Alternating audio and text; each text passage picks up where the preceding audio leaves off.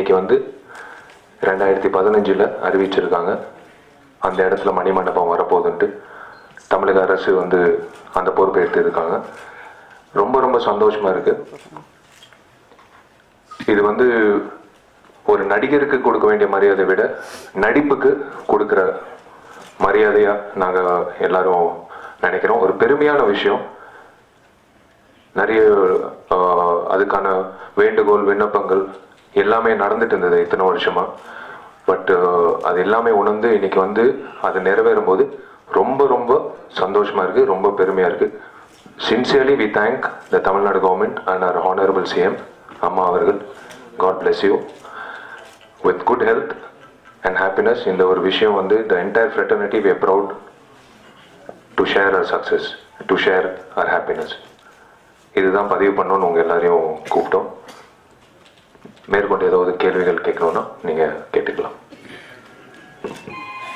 Sir, நடிகர் சங்கத்துக்கு இவ்வளோ நாள் கட்டுவாங்கன்னு எதிர்பார்த்துட்டு இருந்தாங்க. இந்த நிலையில் அரசாங்கம் வந்து சொல்லியிருக்காங்க. இது எப்படி நீங்கள் பார்க்குறீங்க? நடிகர் சங்கம் வந்து செயல்படாமல் இருந்தது இல்லை, அது அம்மாவோட அறிக்கையிலே சொல்லியிருக்காங்க, நடவடிக்கையாக எடுத்திருக்காங்க. ஏன்னா நடிகர் சங்கம் கட்ட முடியாது அப்படின்னு சொல்லியிருந்தால் நாங்கள் கட்டியிருப்போம்.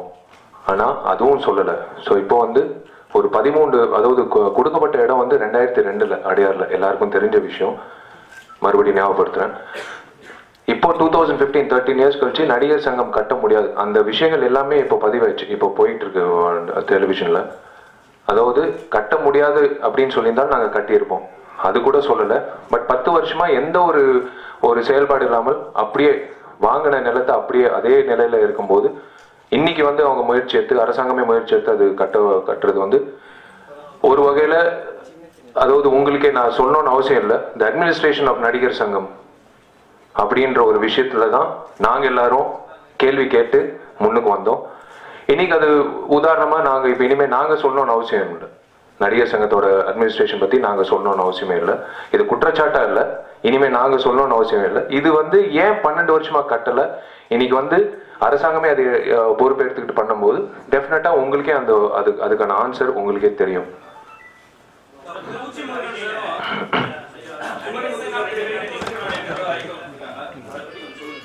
அதான் சார், அவரு முறையா வந்து கோர்ட்ல அதாவது கேஸ் போட்டு தடை வாங்கி மறுபடி ஒரு உறுப்பினரா உள்ள வந்திருக்காரு. இதுதான் நாங்க நம்புறோம். கோர்ட்டுக்கு அவங்க தான் தள்ளுறாங்க. ஒவ்வொரு விஷயமும் நடிகர் சங்கத்துல வந்து 4 செவத்துக்குள்ள முடிக்க வேண்டிய விஷயத்த முடிக்காம வந்து ஒரு கேள்விக்கு பதிலா வராமல், அதனால்தான் பூச்சி முருகன் மட்டும் இல்லை, எங்களுக்கெல்லாம் கோர்ட்டுக்கு போவோம் அப்படின்ற ஒரு சூழ்நிலை ஏற்படும் கூட எங்களுக்கு தெரியாது. ஒரு சாதாரண 3 கோரிக்கைகளுக்காக வந்து எவ்வளவு லட்சங்கள் செலவு பண்ணி இன்னைக்கு வந்து we have got what we wanted.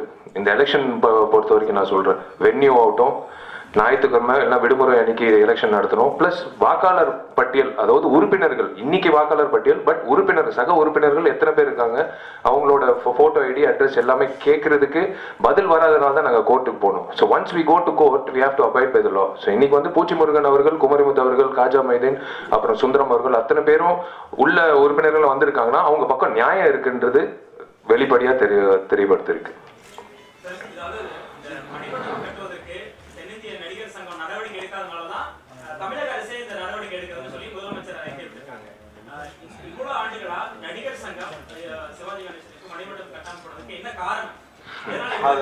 அதுதான் காரணம் வந்து, அதான் சொல்றேன். அதுல இன்னொரு விஷயம் இருக்கு.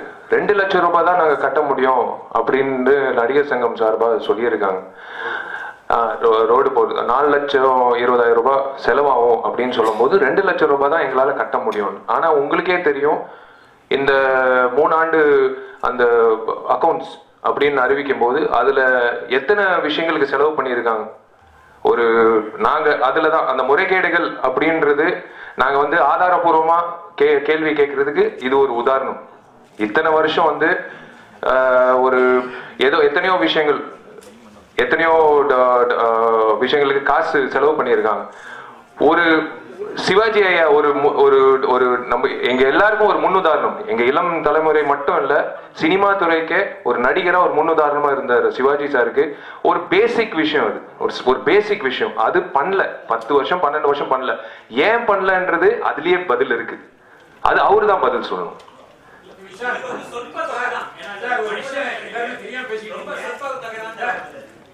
முதலமைச்சரா இருக்கும்போது அம்மா வந்து கேப்டன் போய் கேட்டாரு, சிவாஜிக்கு மணிமண்டபம் கட்டணும் சிவாஜி வீட்டுல வச்சு, அப்போ கொடுக்கப்பட்ட அனுமதி. அதனால கேப்டனும் உள்ள வராரு. நீங்க அவரையும் குற்றம் சொல்லி பேசுறீங்களா? அதான் சார். அதுக்கப்புறம் வந்து 2 டேர்ம், அதாவது நான் சொல்றது வந்து 2002க்கு அப்புறம் 2005ல எலெக்ஷன் நடந்தது. அதுக்கப்புறம் 10 வருஷம் கழிச்சு இப்போ எலெக்ஷன் நடக்குது. நான் சொல்றது 10 வருஷம். நான் சொல்றது என்ன, கேப்டன் இருக்கும்போது வழங்கப்பட்டது. அப்போ இந்த குற்றச்சாட்டுல அவரும் உள்ளுக்கு வராரு. சார் இது குற்றச்சாட்டுன்னு யாருமே சொல்ல, நீங்க மட்டும் தான் சொல்றீங்க. அரசாங்கம் வந்து இது குற்றச்சாட்டா சொல்லல. கட்ட முடியல அப்படின்னு சொல்லியிருந்தா நாங்க கட்டி இருப்போம், இன்னைக்கு நடவடிக்கை எடுக்கிறோம், அவ்வளவுதான். குற்றச்சாட்டுன்னு அவங்க யாருமே அறிவிக்கல. தயவுசெய்து திசை மாத்தாதீங்க. இது வந்து it's not a charge sheeted thing. இது வந்து எப்பயோ கட்ட வேண்டிய விஷயம், இப்போ கட்ட போறோம். கட்ட போறது வந்து அரசாங்கம், அது எங்களுக்கு சந்தோஷம். கண்டிப்பா கட்டி முடிச்சிருவாங்கன்னு எங்களுக்கு நம்பிக்கை இருக்கு, அவ்வளவுதான். இது குற்றச்சாட்டு இல்ல. தயவுசெய்து தனிப்பட்ட எது அவமானம் பிளஸ் சந்தோஷம். இன்னைக்கு சந்தோஷம், அந்த கேள்விப்பட்ட உடனே முதல்ல சந்தோஷம் தான் சார். ஏன்னா ஒரு மணிமண்டபம் நாங்க எல்லாம் கூடி இருக்கிறது இந்த காரணம் வந்து நடிகர் சங்கத்துல ஒரு அந்த நிலத்துல வந்து ஒரு நடிகர் சங்க சொத்து அதை பார்க்கும்போது மணிமண்டபம் பெரிய விஷயமே இல்லை. ஆமா, ஒரு நகத்தை இறந்து போன நகத்தை கிள்ளி போடுற விஷயம். ஆமா, அதை பண்ணாத நீங்க சந்தோஷம் நன்றி சொல்றது ஓகே. நடிகர் சங்கத்துக்கு உங்க அணியா இருக்கட்டும் பொதுவா இருக்கட்டும் இது அவமானமா சந்தோஷம் சார்? இது நடிகர் சங்கத்துக்கு அவமானம் சார். ஓப்பனா நான் சொல்றேன். இது வந்து 10 வருஷம் நீங்க சொன்ன அதே கேள்விதான் என் மனசுல இருக்கு. அதுதான் நானும் கேட்கிறேன். நான் ஒருவேளை நான் நடிகனா இல்லைன்னா இதே மாதிரி நான் அங்கிட்டு உட்காந்து நான் கேட்டிருப்பேன், எப்படி உங்களால கட்ட முடியும்? இத்தனை இளம் நடிகர்கள், இத்தனை டாப் ஆக்டர்ஸ் இருக்காங்க, இத்தனை பேர் இருக்கும்போது ஏன் ஆளுக்கு ஒரு 10,000மோ ஒரு தொகை? இதே மாதிரிதான் எங்களை கேட்டுதான் நாங்கெல்லாம் சேர்ந்து வந்திருப்போமே. இப்போ மணிமண்டபம் வந்து 10 வருஷமா இருக்குன்னா ஆண்டுக்கு ஒரு இப்ப எத்தனையோ கலை நிகழ்ச்சி பண்ணியிருக்கோம். அது ஒரு விஷயமா வச்சுக்கிட்டு பண்ணியிருந்தா சிறப்பா செயல்பட்டு இருக்கலாம்ல. அது வந்து உண்மையிலேயே நாங்க வந்து வருத்தப்படுறோம். பட் அதை தாண்டி சொல்யூஷன் ஃபார் எவ்ரி ப்ராப்ளம் இன்னைக்கு வந்து சொல்யூஷன் கிடைச்சிருக்கு. அந்த சொல்யூஷனுக்கு ஆனரபிள் சீஃப் மினிஸ்டர் அம்மா அவர்களுக்கு மனமார்ந்த நன்றி தெரிவிச்சுக்கிறோம். ஆமா சார், அந்த உணவரதம் நடத்தும் போது எல்லாரும் பங்கேற்றணும். அது வந்து எங்களோட அஜெண்டாவா இருந்தது. இப்ப தேர்தல் வரும்போது கண்டிப்பா வந்து இது வந்து இந்த நடிகர் சங்கம் தேர்தல் வந்து அரசியல் சார்ந்தது அல்ல. எங்க ஃப்ரெட்டர்னிட்டிக்குள்ள ஒரு நல்லது நடக்கணும், அந்த ஃப்ரெட்டர்னிட்டிக்கு நல்லது நடக்கணும்ன்ற நோக்கத்துல வந்து ஒரு 2 அணியா எனக்கு பிரிஞ்சிருக்கு. இப்ப அந்த 2 அணியில வந்து அவங்க கட்ட போறாங்களா இல்ல நாங்க கட்டி கொடுப்போமா அப்படியெல்லாம் வந்து அலசி பார்க்க வேணாம். இன்னைக்கு வந்து அரசாங்கம் அறிவிச்சிருக்கு. So we are happy, we are accepting. But மணிமண்டபம் அரசாங்கம் கட்டுது சார். நீங்க என்ன அதுல எக்ஸ்ட்ரா பண்ண போறீங்க? உங்கள் பங்காக நடிகர் சங்கமோட உங்க அணி பங்காகவோ அரசு கட்டுற மணிமண்டபத்துல நீங்க என்ன எக்ஸ்ட்ரா அதுல வந்து குளோரிஃபிகேஷன் சேர்க்க போறீங்க? இல்ல இன்னைக்கு தானே அறிவிச்சிருக்காங்க. அத திட்டம் இருக்கா உங்களுக்கு? இல்ல இந்த சர்வசேர திட்டம் இருக்கா? இல்லைங்க பிரதர். அதாவது ஒரு செயல் செய்யப்படும் போது சில சமயங்கள்ல இப்போ அண்ணா ஒருத்தர் கேட்டாங்க, ஆரம்பத்தில் அறிவிக்கப்படும் போது 2002ல தலைவர் ஒருத்தர் இருந்தாரு. ஒரு விஷயம் அறிவிக்கப்பட்டு அது செயல்படுத்தப்படும் போது அடுத்த நிர்வாகம் வந்தது. அடுத்த நிர்வாகத்துக்கு தான் முழுமையான காலகட்டம் இருந்தது, ஒரு 10 வருட காலகட்டம்.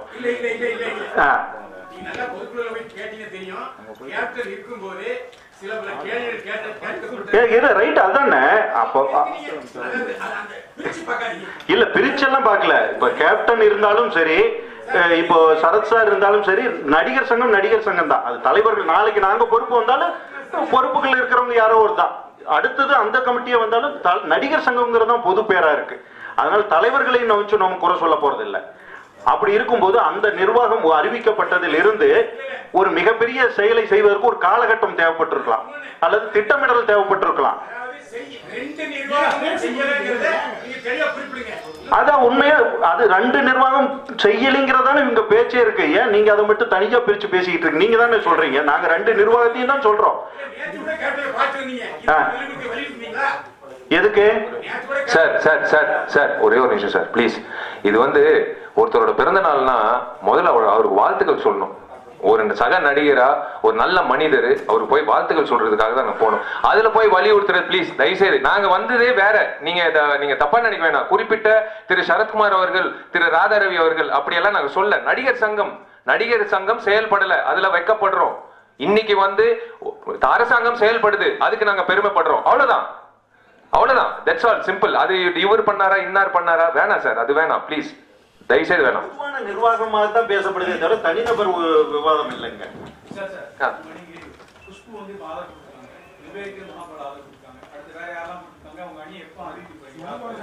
இது ஒரே ஒரு விஷயம் என்னன்னா, அவங்கவுங்க தனிப்பட்ட முறையில் அவங்க சொல்லும் போது நாங்க வந்து சந்தோஷப்படுவோம். நாங்க யாருமே வந்து எங்க அணியில, நான் இப்போ சொல்லுவேன், இங்கிட்ட இருக்கிற அத்தனை பேரும் எங்க அணி சார்ந்தவங்க.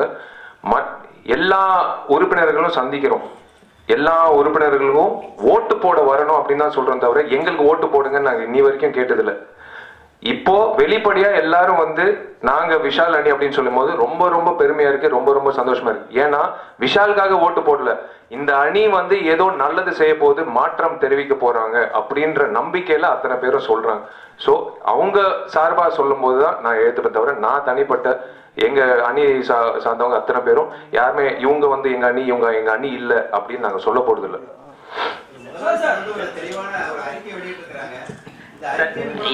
யார் யார் எந்த பதவிக்கு போட்டியிட போறாங்கன்னு சொல்லி தேர்தல் தேதி அறிவிச்சு ஒரு 5 daysல சொல்லிடுவோம் சார் உங்களுக்கு. விஷால் சார், இந்த படம் பாயும் புலிக்கு தமிழ்நாட்டுல தடை விதிச்சுதா இப்போ திரையரங்கு உரிமை செயலாளர் பன்னீர்செல்வம் கூறியிருக்காரு, உண்மையா? அதான் இப்பதான் எனக்கே நான் உள்ள நுழையும் போது தான் சொன்னாங்க. அது தயாரிப்பாளர் நான் இல்லைன்னா நான் இருந்திருந்தா நான் பேட்டிக்கே வந்திருக்க மாட்டேன். நான் ஓடி அந்த பிரச்சனையை தீர்த்திருப்பேன். வேற யாரோ தயாரிப்பாளர் அதுக்கான வேலைகள்ல இறங்கிட்டாங்க. 5 மணிக்கு மீட்டிங்கு, கண்டிப்பா சுலபமா முடியும்னு நான் நம்புறேன், எதிர்பார்க்கிறேன்.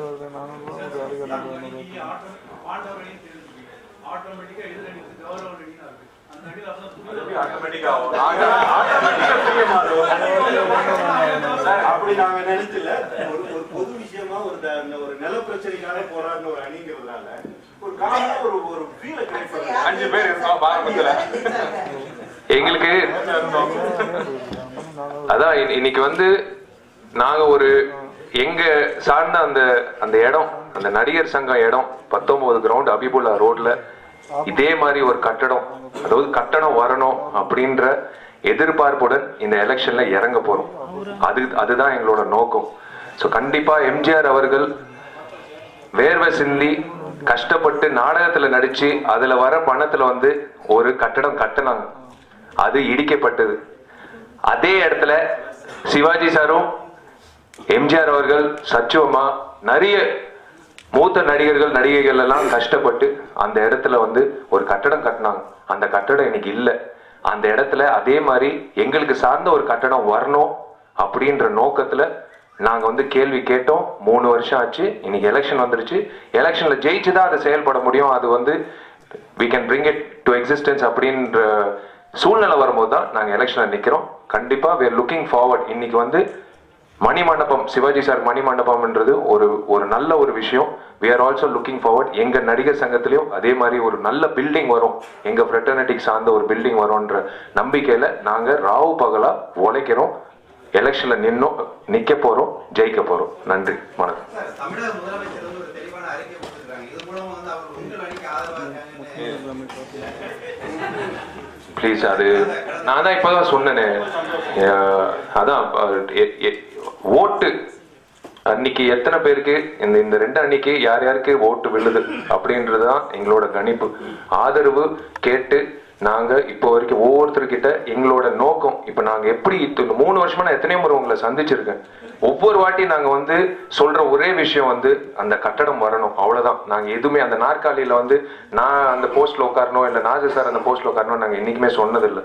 we want that building to come which will save, not save, which will serve that 2500 to 3000 families. இப்போ நாங்க சந்திச்ச அந்த நாடக நடிகர்கள் எல்லாமே அந்த ஃப்ரெட்டர்னிட்டிக்கு ஒரு நல்லது நடக்கணும்ன்ற நம்பிக்கையில நாங்க எல்லாரும் வந்திருக்கோம்.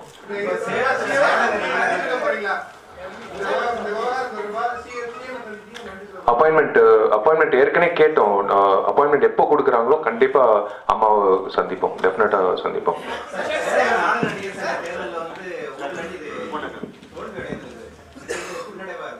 மன்னிக்கணும், தோல்வி அப்படிங்கிற வார்த்தை வந்து நாங்க ஒத்துக்காத ஒரு விஷயம். சேலத்துல நடந்த விஷயத்தை உங்களுக்கு தெளிவாப்படுத்திடுறோம். இந்த தென்னிந்திய நாடகர் சங்கத்தினுடைய உறுப்பினர்கள் தமிழகம் எங்கும் இருக்காங்க. தமிழகம் எங்கும் இருக்கிற உறுப்பினர்கள் ஒவ்வொருவரும் அந்தந்த மாவட்டத்துல ஒரு நாடக சங்கத்தினோட தொடர்பில் இருக்காங்க. சேலத்தில் ஒரு நாடக சங்கம் இருக்கு, மதுரையில் இருக்கு, புதுக்கோட்டையில் இருக்கு, திருச்சியில் இருக்கு, நாமக்கல் இருக்கு, இப்படி கரூர்ல இருக்கு, இப்படி எல்லா இடங்கள்ல இருக்கு.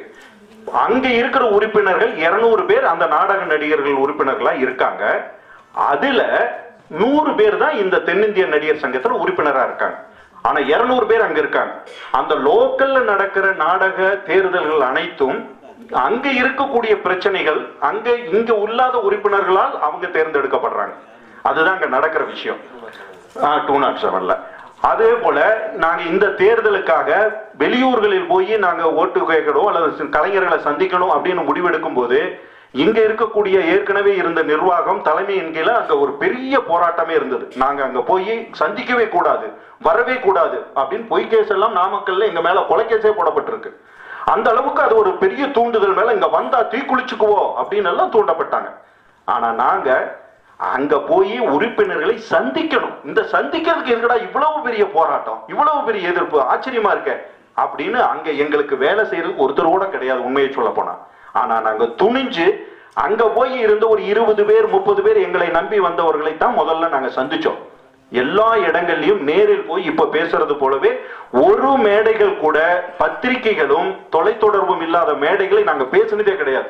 எல்லாமே பதிவுகளாகத்தான் நாங்க பேசணும், மரியாதையா பேசணும், உண்மையை பேசணும், யதார்த்தமா பேசணும். அப்போ அந்த சூழ்நிலையில் இருந்து 200 பேர் இருக்கக்கூடிய மொத்த உறுப்பினர்கள்ல தென்னிந்திய நடிகர் சங்கத்தை சேர்ந்த உறுப்பினர்கள் 100-120 பேர் அங்க இருந்தாங்க. அந்த 120 பேர் இருக்கக்கூடிய சங்கத்துக்கு தேர்தல் வருது. அங்க லோக்கல் பிரச்சனைகளை மனதில் வைத்து தேர்தல் நடத்தப்படுகிறது. அந்த தேர்தல்ல இந்த ஒரு எதிர்த்து நின்ன ஒரு பையன் எதிர்த்து 15 வருடமா எதிர்த்தே கேள்வி கேட்கப்படல, எதிர்த்து யாருமே நிக்கல. அப்படி இருக்கும்போது ஒரு நபர் நாங்க மேடை பேச்செல்லாம் பேசி எங்களை எல்லாம் சந்திச்ச பிறகு ஒரு பையன் அவங்கள எதிர்த்து நிக்கிறான், ஒரு டீம் நிக்குது. அப்போ எதிராளி பத்திரிகைகள் என்ன பண்ணுது, இந்த பையன் இந்த குரூப் எங்க அணி அப்படின்னு வந்து அவங்க கேப்ஷன்ஸ் கொடுத்து அதை பண்றாங்க. ஆனா உண்மையை சொல்ல போனா அங்க சேலத்தில் எதிர்த்து நின்ன பையன் தென்னிந்திய நடிகர் சங்கத்தினுடைய உறுப்பினரே அல்ல. அவர் சேலம் நாடக உறுப்பினரை சேர்ந்தவர், தென்னிந்திய நடிகர் சங்க உறுப்பினரே அல்ல. நாங்க அந்த தேர்தலில் முனைஞ்சு நின்று எங்க அணியை நாங்க நிறுத்தி இருந்தா இந்நேரம் எங்க சங்கத்தை சேர்ந்த உறுப்பினர் தான் அங்க நாங்க பதவிக்கே நிப்பாட்டி இருப்போம். அது போலவே அங்கேயே நாங்க போய் இறங்கி நின்று எங்களுடைய வெற்றி அங்கேயே கொண்டாடப்படணும், அங்கிருந்து தான் வெற்றி அப்படின்னு எல்லாம் நாங்க வேலையும் செஞ்சிருப்போம். எங்களுடைய நோக்கம் அதுவல்ல. அதே போல அந்த 125 பேரில் 75 ஓட்டு அந்த பையன் வாங்கியிருக்கான். தென்னிந்திய நடிகர் சங்கத்தினுடைய உறுப்பினர் 125 சேலத்துல, அதுல எதிர்த்து நின்ன பையன் 75 வாங்கியிருக்கான். அப்ப அது வெற்றியா தோல்வியா? வெற்றிதான் சார். 24 ஓட்டு வாங்குனதா சொல்றாரு சார் அவர் டிவில. 74 நீங்க 74 உங்களுக்கு 24ன்னு கேட்டு 130ல 74 ஓட்டுக்களை அந்த பையன் வாங்கியிருக்கான். அது போக 20 பேர் உள்ளூர் பிரச்சனைகளுக்காக அந்த பையனுக்கு போடல, எங்களை சந்தித்த பையனு கூட போடல. அதன் அப்படி கணக்கு பார்த்தா கூட 80-85 ஓட்டை அந்த பையன் வாங்கியிருக்கான். இத்தனைக்கு தென்னிந்திய நடிகர் சங்கத்தின் உறுப்பினரே அல்ல அந்த பையன். அந்த லோக்கல் சங்கத்தினுடைய பிரச்சனைகளுக்காக அந்த தேர்தல் நடத்தப்பட்டது. ஒருவேளை அது தோல்வி அப்படின்னே வந்து நீங்க டிக்ளேர் பண்ணாலும் இல்ல எங்களை சார்ந்து மத்தவங்க டிக்ளேர் பண்ணாலும் ஆம் தோல்விதான். அதிலிருந்து படிக்கட்டுகளாக எங்களுக்கு எப்படி ஏறணும்னு எங்களுக்கு தெரியும்.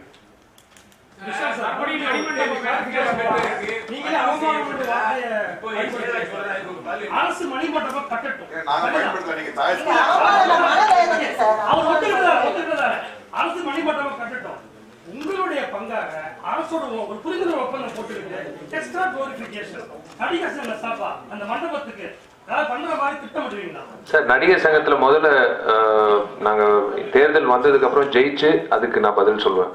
ஏன்னா தேங்க்யூ சார், தேங்க்யூ. முறையா ஒப்பந்தம் போடப்பட்டிருக்கு சொல்லி அந்த ஒப்பந்தத்தை என்கிட்ட காமிச்சாரு. அந்த ஒப்பந்தம் செல்லுமா செல்லாது? எது சார்? இல்ல ஒரு நிமிஷம். எது சார்? கட்டடம் கட்டுவதற்கான என்ன கட்டடம்?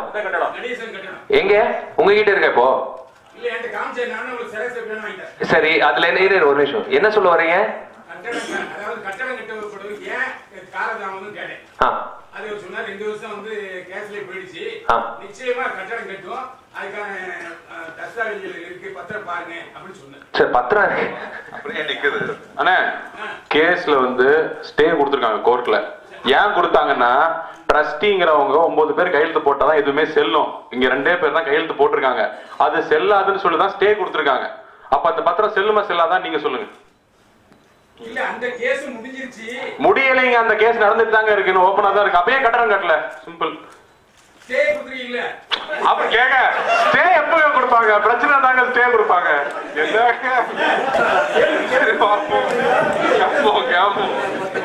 இல்லண்ணே, நீங்க அதான் நான் அது ஒரு பேட்டியில சொன்ன வாழைப்பழம் காமெடி மாதிரி, அதுதான் இது, இதுதான் அதுன்னு. சொல்லுங்க சார். சொல்லுங்க சார்.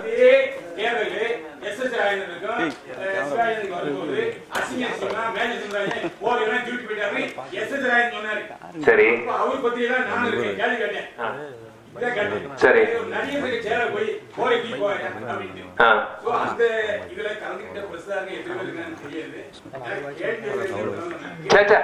ஆனா நான் எல்லாம் உங்க நீங்க நான் செல்லமையில இருந்து இப்ப வரைக்கும் நீங்க கேட்ட கேள்வி அத்தனை கேள்வி நான் பதில் சொல்லியிருக்கேன். நான் முதல்ல பட்டியல்ல உங்க பேர் இருக்கான்னு நான் பார்த்தேன் ஓட்டர் லிஸ்ட்ல. தேங்க்யூ.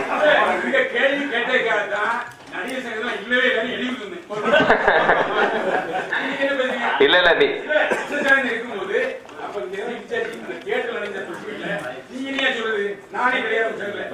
இல்ல நீங்க வரணும், நீங்க நடிச்சவரு, நீங்க வந்தே ஆகணும்.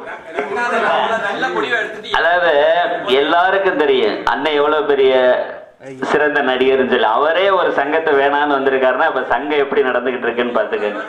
ஆமா, அண்ணனுடைய கோரிக்கையெல்லாம் திரும்ப நிறைவேற்றி அண்ணனை முதல் மெம்பரை நாங்க சேர்த்து கௌரவப்படுத்துவோம். நன்றி. வந்துருச்சு சார், வந்துருச்சு.